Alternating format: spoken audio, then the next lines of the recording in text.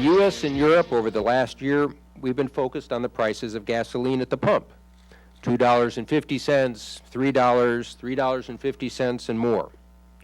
While many are worrying about filling their gas tanks, many others around the world are struggling to fill their stomachs, and it's getting more and more difficult every day.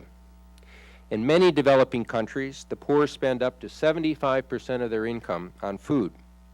When prices of basic foods rise, it hits hard.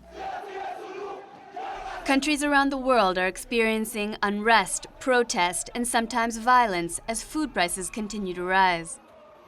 Within this past year, global prices for food staples have increased on average by 40%, rendering even basic food staples like wheat and rice disproportionately expensive. Siyempre, nakaramdaman talaga namin. Mga ganun yan, tumaas yung bigas ng ganun. Paano pa kami makakabili niyan kung abuti na ng 40 o 50 ang kilo? Kagaya namin walang hanap buhay. According to the UN, the security implications of this crisis should not be underestimated. In January this year, wheat prices were up 83% compared to a year earlier. हमारे इधर आटा क्या इस मुल्क में यहाँ तक कि चावल जो था वो 35 से अब 65 पे चला गया है खाने के लिए नहीं मिल रहा ये कितना इस मुल्क में और कितनी महंगाई होगी. It's affecting basically poorer countries, but also some middle-income countries. But it's not just about the food. That's what the important thing is. You have at least 1 billion people who live on $1 a day or less. When you live on $1 a day or less, and the price of your food goes up 40%, it means the people will not be able to pay their school fees for their children. They won't be able to go to clinics if they get sick. They won't be able to buy any more nourishing food. They'll be subsisting on, basically on staples like rice or manioc or wheat. You will see a rise in malnourished mothers giving rise to malnourished babies. And that, of course, has long-term implications for the development of any country.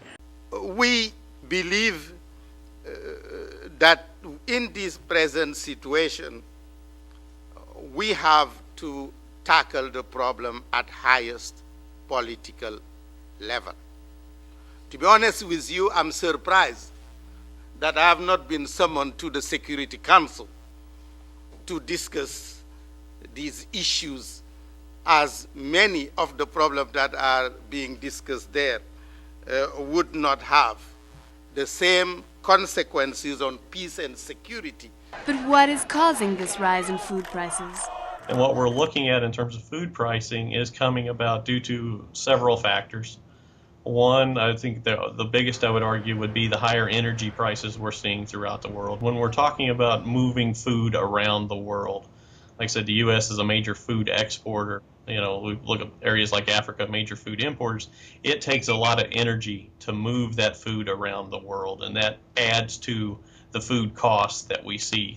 At the same time, we are seeing agricultural commodities being utilized for non-food usage, for example, the biofuel usage. And so we're seeing more pressure, higher prices. In addition, certain countries like India and China in particular are taking in more cereals because they're producing more meat, and so their diet is changing.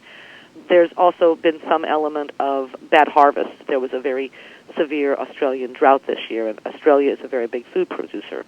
Additionally, complicating this, the food stocks that countries have this year are really low. Normally we might have a buffer, but we don't have that much of a buffer this year. One of the issues with free trade becomes this issue of having stockpiles of food that you may not have kept now because of more open trade, figuring that you can obtain those from the market. Sheer supply and demand economics does not explain the whole story. Professor Hart elaborated on countries' policies that may be affecting worldwide food prices. We are definitely seeing countries move to protect their own food supplies and also to protect their own domestic markets. We have countries like Argentina where they have increased their export taxes on a lot of their agricultural commodities, basically preventing those commodities from leaving the country. Same thing with India and their rice exportation ban. Countries are also taking a second look at policies that aggravate the price of basic foods.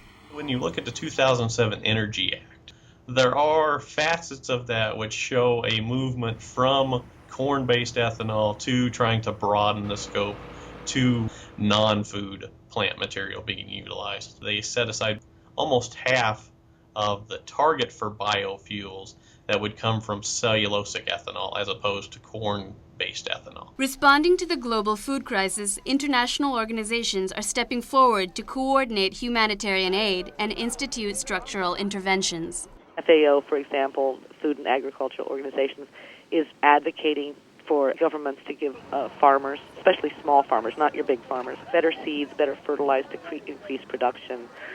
The World Food Program is also talking about trying to make sure that emergency food aid is actually working towards productive investments and not just like free food.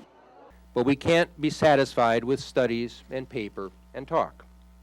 This is about recognizing a growing emergency, acting, and seizing opportunity too.